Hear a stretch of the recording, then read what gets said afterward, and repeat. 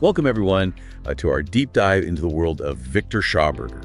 You've clearly got a thirst for knowledge about this remarkable man, and we're excited to guide you through the first chapter of Living Energies. It's a fascinating journey, and we're thrilled you're joining us here on RNA22's channel.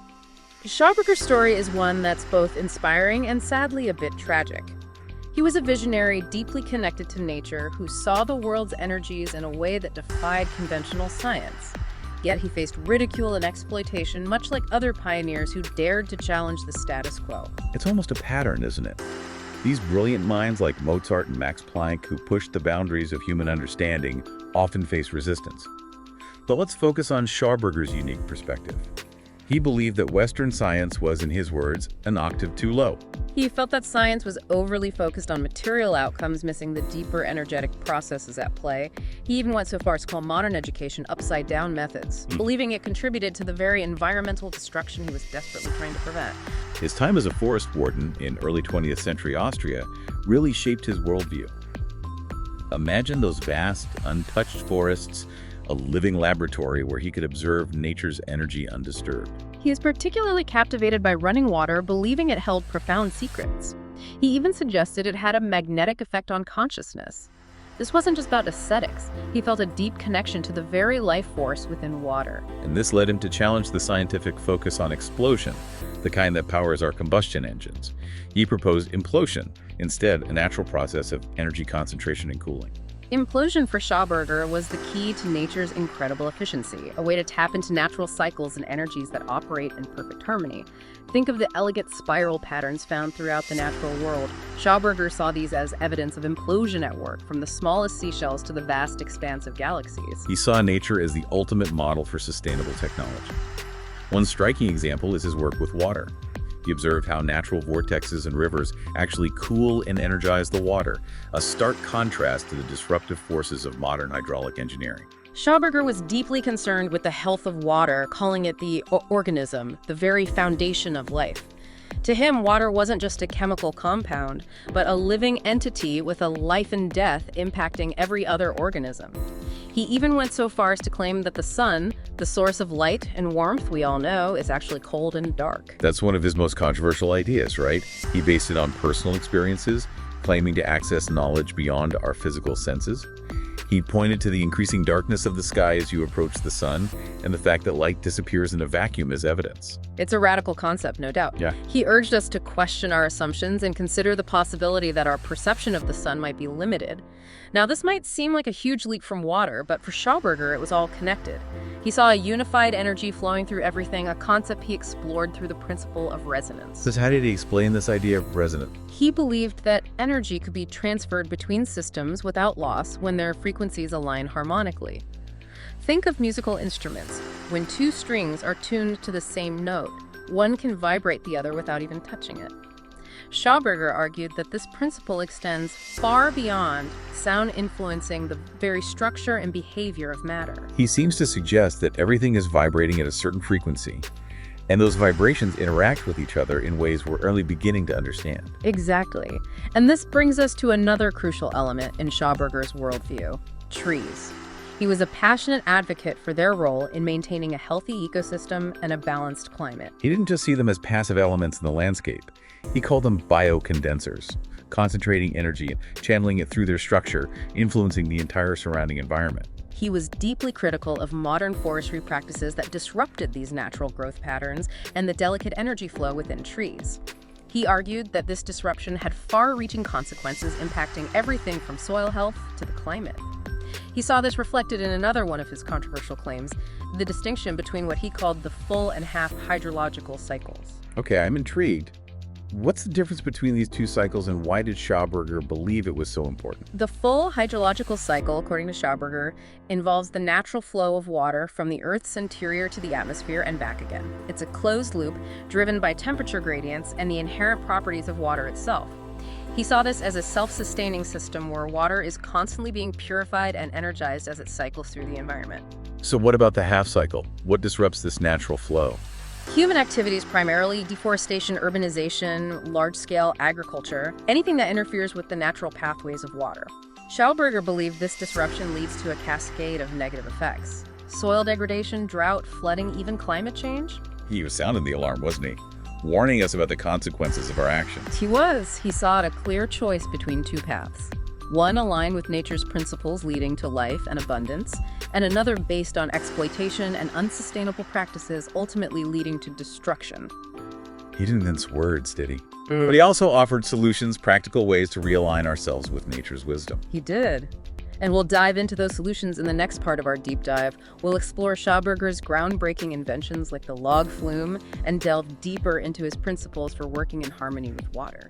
It's amazing how his ideas, once dismissed as unconventional, are now gaining recognition as we face the challenges of a changing world. He was ahead of his time, that's for sure.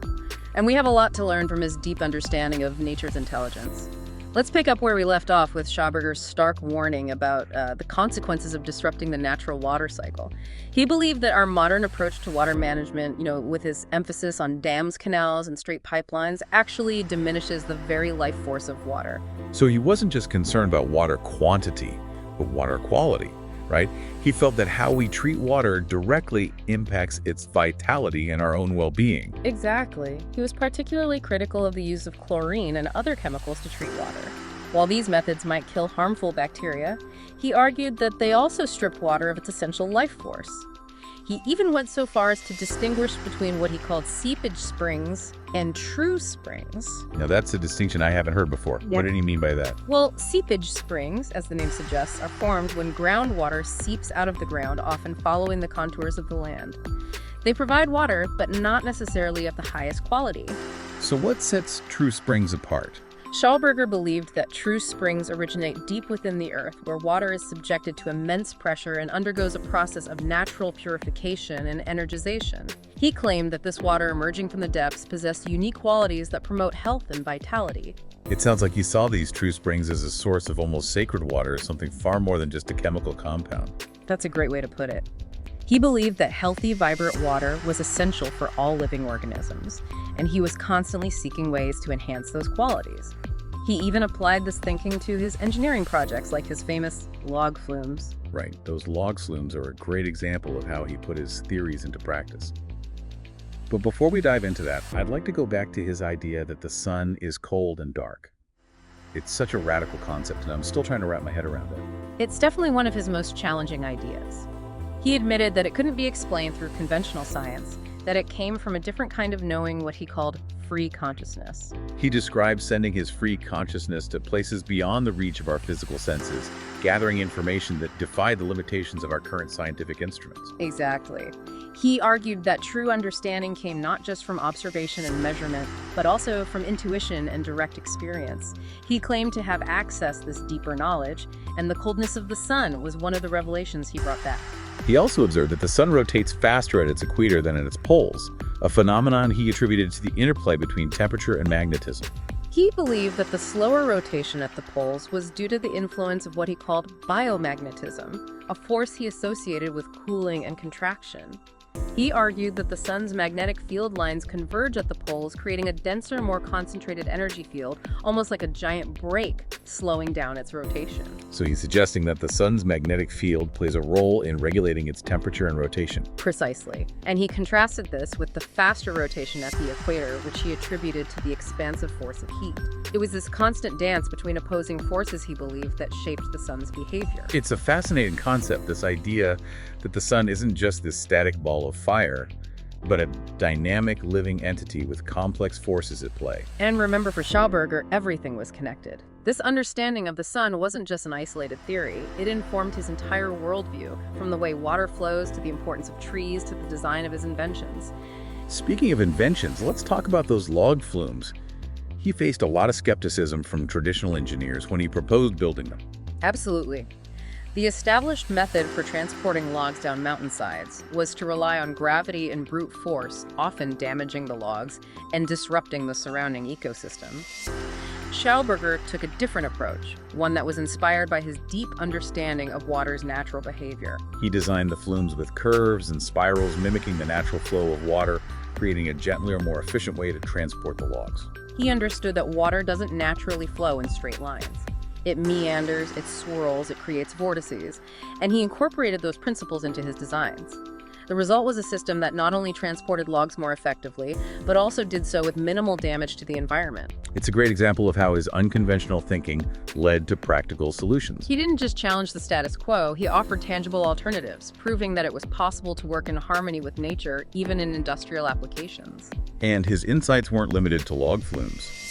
He also developed guidelines for designing water channels and pipelines, emphasizing the importance of maintaining water's natural energy and oxygen content. He was adamant that water should be transported in a way that preserves its vitality. He was particularly critical of straight, rigid pipelines, arguing that they disrupt water's natural vortexes, leading to a loss of life force and an increase in harmful bacteria. He proposed using specially designed pipes that incorporate curves and spirals similar to the design of his log flumes to maintain water's natural flow patterns. He even suggested specific materials for these pipes, like copper and silver, believing that they had beneficial energetic properties. He was always looking for ways to enhance water's life-giving qualities, convinced that healthy water was essential for the well-being of all living organisms. It's amazing how his ideas about water management, once considered radical, are now gaining recognition as we face increasing challenges with water scarcity and pollution. He was truly ahead of his time. His work reminds us that water is a precious resource, one that deserves our respect and care. And that we can find sustainable solutions by studying nature's intelligence and working in partnership with its principles. Exactly. Now, before we move on to the final part of our deep dive, there's one more fascinating aspect of Schauberger's work that I'd like to touch on. His observations of fish, particularly trout, and how they navigate flowing water. He was fascinated by their ability to remain motionless in a fast-flowing current, seemingly defying the laws of physics. How did he explain that? He believed that the trout achieved this by utilizing the natural forces of the water itself. He observed that trout tend to position themselves in areas where the water is coldest and densest, often near the center of the stream. So they're not just fighting against the current, they're finding those sweet spots where the water is working in their favor. Exactly. And he believed that the trout's unique body shape, combined with its ability to create tiny vortices in the water, allowed it to harness the energy of the current and maintain its position effortlessly. It's like they've evolved to become one with the water, understanding its secrets in a way that we can only marvel at. He saw this as a perfect example of nature's efficiency and elegance. He believed that we could learn a great deal from observing and emulating these principles in our own technologies. It's a reminder that nature is the ultimate teacher, and that we can find solutions to many of our challenges by studying its patterns and processes. Exactly. Now let's take a short break, and when we return, we'll explore some of the ways Schauberger's ideas are being applied today and discuss why his work is perhaps even more relevant now than ever before.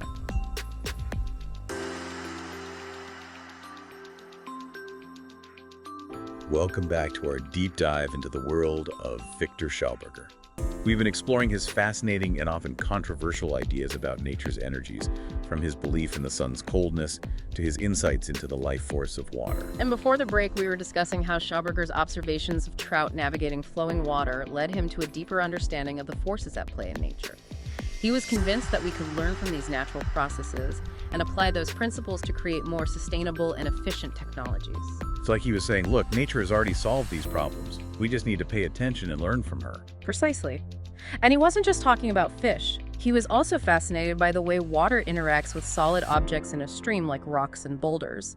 He meticulously measured the water temperature upstream and downstream of these obstacles and consistently found a slight temperature difference. The water was cooler on the downstream side. So even something as simple as a rock in a stream caught his attention. What was he seeing there?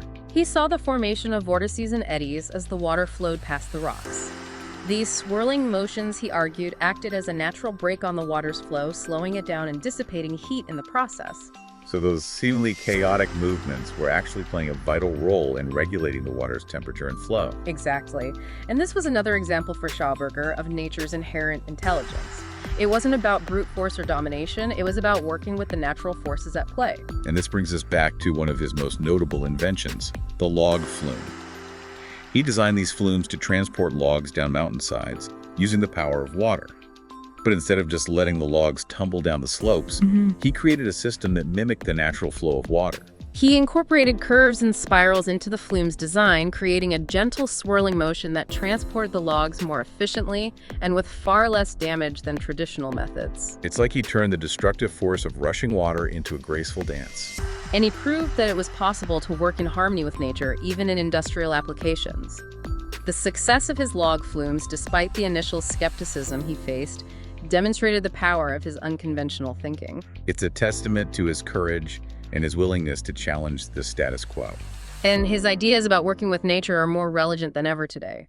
We're facing unprecedented challenges with water scarcity, pollution, and climate change.